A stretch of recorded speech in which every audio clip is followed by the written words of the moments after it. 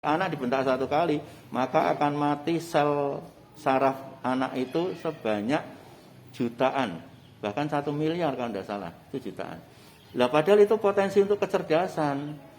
Kira-kira mau ndak anak putrane jenengan dibentak sekali jenengan mematikan kecerdasan anak? Banyak anak yang sebetulnya cerdas ketika mau ngambil baju saja khawatir jatuh, diomongin ambilnya baju sini jangan itu, ambilnya ini tak ambilkan Pak Guru, Bapak atau Ibu.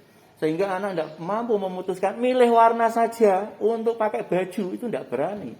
Takut karena apa? Udah selalu disetir oleh ibunya. Sehingga dia tidak bisa bertanggung jawab, tidak berani memutuskan. Jadinya apa? Ketika disuruh mengerjakan, lari lagi Bu piye, lari lagi Bu piye.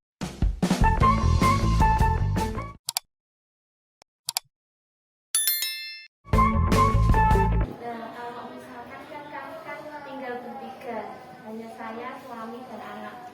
Sementara anak setiap hari bersama saya, pendidikan utama melalui saya, semua pembelajaran melalui saya. Ketika suami pulang, itu pembelajaran sudah berbeda sama saya. Mas kerjakan dulu tugasnya, nanti dari main lagi. Tapinya bilangnya, wes mainan enggak apa-apa. Itu gimana Pak? Sudah beda gitu. Terima kasih Bu.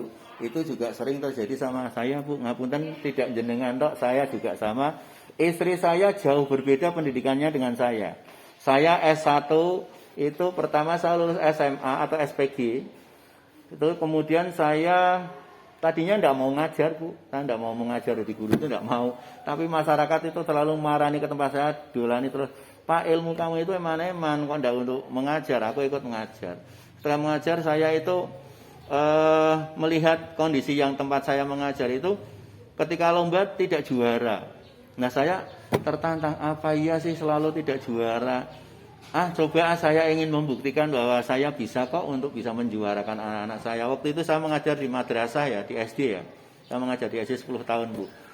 Akhirnya saya bergelut, berusaha, ternyata bisa jadi juara. Setelah jadi juara, pengurus yayasan, karena setelah saya kan pengurus yayasan, itu akhirnya saya dikuliahkan, saya dimasukkan ke PGSD, waktu itu menjadi guru SD sebetulnya. Jadi saya punya ijazah guru TK, saya punya ijazah guru SD juga. Jadi kantong 2. Kemudian setelah PGSD saya transfer ke S1 PPKN. Jadi saya bisa ngomong tentang PPKN. Setelah itu saya kuliah lagi sarjana pendidikan anak usia dini. Jadi saya kuliahnya berkali-kali. Tapi si utuh S1 tok enggak pernah di S2, S3, S tungtung itu enggak pernah. Nah, itu istri saya jauh. Istri saya SD, Bu. Percaya kan? Atau enggak percaya, jangan enggak tahu saya. Saya S1, istri saya itu SD. Yang enggak pernah ngenyam bangku SMP, SMA, perkuliahan enggak pernah. Jadi SD, dia langsung mondok pesantren, dia belum selesai pondok pesantren ketemu saya, ya nikah dengan saya, berarti pondoknya juga enggak lulus, ya kan? Nah, ketemu pendidikannya jadi berbeda pandangan cara mendidik anak. Sama seperti yang dikatakan oleh ibunya siapa? Johan, ibunya Johan. Ketika saya mendidik A, istri saya pinginnya B. Ini saya ya, saya tidak mengambil contoh jenengan, saya saja. Saya ingin A, istri saya pinginnya B. Salah satu contohnya, saya kepingin anak saya dididik dengan cara tidak salah dibentak. Tapi istri saya mungkin emosional perempuan itu lebih kuat. Sedikit begini langsung marah. Tapi saya harusnya tidak menegur saat itu. Kalau saya menegur saat itu, anak dengar. Ketika anak dengar, berarti saya dibelani bapak. Nek dibelani bapak, dia lebih suka sama bapak, benci sama ibu. Ini pendidikan yang tidak pas. Maka caranya, ketika sudah kadung seperti itu, ya kita ambil anak kita, yaitu ibu benar, ibu itu menasihati karpe adik begini, itu dibenarkan, harus didukung. Istri kita harus didukung. Atau suami kita harus didukung. Benar itu karpe bapak begini, ya. Makanya adik manut ya sama bapak atau sama ibu. Nanti setelah diletakkan dia sudah diam, kita temui istri kita atau suami kita.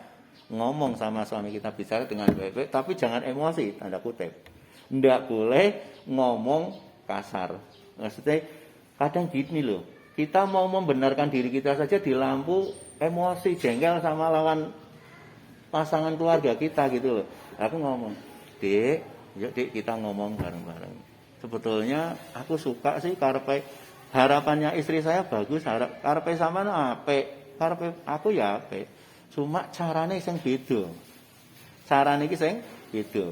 Nah, saiki kok iki bae, ayo diskusi supaya cara kita sama. Lah untuk mengalahkan siapa yang benar, manut jenengan apa manut aku, itu kita harus berdiskusi.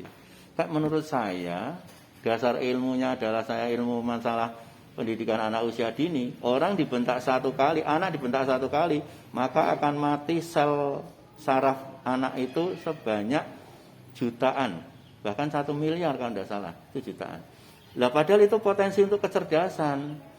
Kira-kira mau ndak anak putrane jenengan dibentak sekali jenengan mematikan kecerdasan anak sehingga anak kita jadi bengong. Banyak, tak kasih contoh kan, banyak anak yang sebetulnya cerdas ketika mau ngambil baju saja khawatir jatuh, diomongin ambilnya baju sini jangan itu, ambilnya ini tak ambilkan Pak Guru, Bapak atau Ibu. Sehingga anak tidak mampu memutuskan milih warna saja untuk pakai baju, itu tidak berani. Takut karena apa? Udah selalu disetir oleh ibunya. Sehingga dia tidak bisa bertanggung jawab, tidak berani memutuskan. Jadinya apa? Ketika disuruh mengerjakan, lari lagi bu piye, lari lagi bu piye. Itu karena apa? Sudah kadung tidak diberi kepercayaan untuk mandiri. Nah akhirnya diskusi saya dengan istri saya inilah yang akhirnya menjadikan satu arah pendidikan. Mungkin itu Bu. Jadi diskusi tapi jangan emosi. Yang sulit itu loh siji emosi Bu. Numpangnya itu tidak terasa gitu loh. Saya pernah emosi sama istri saya, ini hanya sekedar cerita untuk diambil hikmahnya ya. Itu numpangnya tidak terasa gini. Saya itu ikut walimah, ngerti ya? Walimah itu berarti ada mantenan itu kan. Selamatan saya dapat besek 1. Besek itu rezeki loh Bu. Harusnya seneng banget. Saya bawa pulang. Dibuka oleh istri saya. Kalimat pertama dibuka, lah kok beda karo nggonku ya, karo daerah istri kan Demak. Beda loh kok kaya nggonku ya. Nggonku sih akeh meneh ora kemene. Ini saya mulai tersentuh. Tek, aduh. Aku nggo bener-bener ngambeng kok ini diomongi kan gitu kan. Tapi ketika itu saya terseret memang, saya emosi. Loh Dek, dulu tempat saya juga enggak begitu. Tempat saya juga nasinya banyak.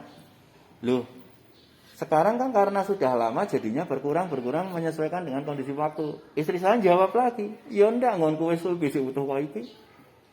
Sekarang masalah pokoknya harusnya makan. Besek diterima alhamdulillah, membahasnya masalah besek adat Demak dengan besek adat Pekalongan.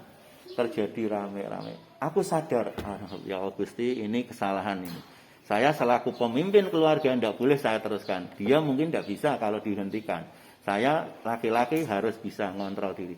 Aku diam, udah ya udah Dek, terima kasih dulu saya tak makan dulu aja, begitu. Nah kan baru akhirnya setelah tak pikir ternyata iya. Orang bicara baik kalau dengan cara emosi itu pasti tidak bakalan bisa diterima. Makanya akhirnya jadi pelajaran saya berikutnya, saya tidak pingin dengan cara emosi semacam itu gitu. Ini besek loh contohnya. Sederhana sekali. Tapi wah, kalau diteruskan sok bisa ndok kayak melayu yang sirah. Nggak sengaja itu loh, biasa. Itu benar-benar tak catat saya.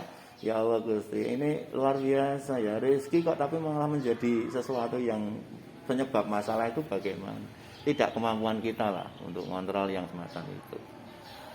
Nah, ini yang tahu jenengan, bukan suami jenengan. Sekarang jenengan yang harus mulai dulu. Karena yang terbaik adalah ibda binafsi katanya. Mulai dari diri sendiri. Jangan mulai minta orang lain memulai dulu. Kalau saya pingin baik, nunggu orang lain baik, itu tidak bakalan baik. Benar enggak? Kita harus mulai baik dari diri kita sendiri. Orang lain mau baik, kalau bisa. Kalau tidak bisa, terserah urusan mereka. Karena catatannya kalau menurut Tuhan itu beda-beda. Yang baik dulu, yang tercatat baik, yang tidak baik ya tetap tercatat tidak baik. Itu sudah ada perhitungan. Jangan takut, pasti tercatat semua.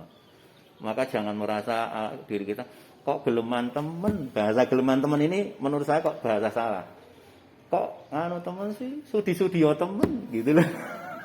Itu bahasa-bahasa yang sering saya katakan sama istrinya.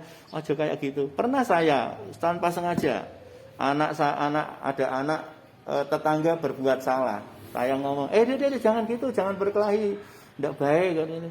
Lah istri saya ngomong, "Anak tanggane biok." Nyentoke itu, anak tanggane biok. Saya jawabnya gimana? "Dek, kalau itu nanti dapat anak saya, yang rugi siapa? Saya bukan. Ya saya ikut rugi karena dapat anak yang tidak terdidik." Ya kan? Sehingga lebih baik saya mendidik menjadi orang baik, walaupun orang tuanya tidak mendidik baik, maka ketika dapat anak saya dia jadi anak baik walaupun didikan dari saya sendiri. Itu. Jadi lebih baik kita berkorban untuk tetangga kita, mendoakan tetangga kita yang jadi baik. Daripada membiarkan tetangga tidak baik, ingin menonjolkan anak dirinya yang baik, besok kawin oleh anak dhewe. Kapok wis kowe. Tidak, kapok bener. Nah, itu terjadi itu, saya sudah lihat sendiri. Dan kronologis yang semacam ini tidak banyak orang pintar membaca untuk seperti itu gitu loh. Jadi pintar-pintar membaca kejadian sosial di masyarakat, bahasa-bahasa yang kayak gitulah, terus pintar-pintar dibaca. Makasih Ibu sudah bertanya. Mudah-mudahan ada sedikit titipan saya, jangan emosi pokoknya. Masih ada Bu? Cukup? Di lain waktu mungkin biasanya orang pertama kali ketemu malu-malu. Nanti biar lain kali waktu aja. Dari saya kurang lebihnya mohon maaf. Terima kasih. Mudah-mudahan sedikit dan sekelumit ini sedikit bisa menambah keilmuan kita untuk menjadi orang tua. Karena panjenengan ibu itu kalau di tempat saya, kalau di sisi agama saya itu disebut madrasah pertama. Karena kalimatnya adalah Umi Madrasatul Ula. Ibu itu madrasah pertama sebelum masuk ke madrasah, artinya tempat pendidikan pertama. Ibu itu adalah tempat pendidikan pertama sebelum masuk ke sekolahan TK Negeri Pembina Kabupaten Pekalongan. Berarti jenengan adalah madrasah anak-anak panjenengan. Ya, silakan jadi madrasah yang baik. Demikian, wassalamualaikum warahmatullahi wabarakatuh.